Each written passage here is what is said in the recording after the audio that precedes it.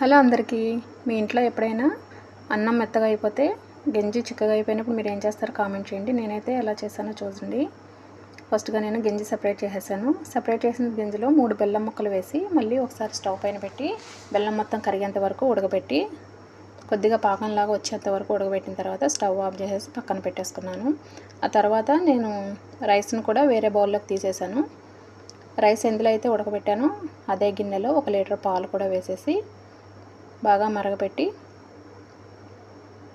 పచ్చివాసన పోయేంత వరకు మరగబెట్టిన తర్వాత నేను పక్కన పెట్టుకున్న మెత్తగా అయిపోయిన రైస్ను కూడా పాలల్లో వేసేసి ఒక 10 నిమిషాలు ఉడకబెట్టి పాలతో పాటు ఆ తర్వాత ఇలాచీ పౌడర్ యాలకుల పొడి ఒక అర స్పూన్ వేసి ఒక 5 నిమిషాలు బాగా ఉడకనిచ్చిన తర్వాత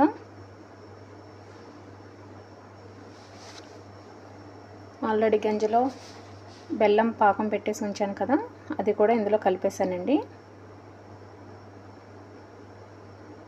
కలిపేసి ఒక 10-15 నిమిషాలు అలా ఉడకనిచ్చి వేరే ప్యాన్లో నెయ్యి వేసుకొని ఒక 2 స్పూన్లు నెయ్యి వేసి నెయ్యి కరిగిన తర్వాత జీడిపప్పులు వేసి, నా దగ్గర కిస్మిస్లు లేవండి అందుకే వేయలేదు, మీ దగ్గర ఉంటే యాడ్ చేసుకోండి. అండ్ ఇప్పుడు మనం సపరేట్ చేసుకున్న పాలన్నంలో నెయ్యి జీడిపప్పులు కూడా వేసేసి ఒకసారి అలా కలిపేసుకుంటే చాలా టేస్టీగా ఉందండి. చాలా అంటే చాలా సేమ్ మనం పాలన్నం వండినట్టే ఉన్నదనమాట.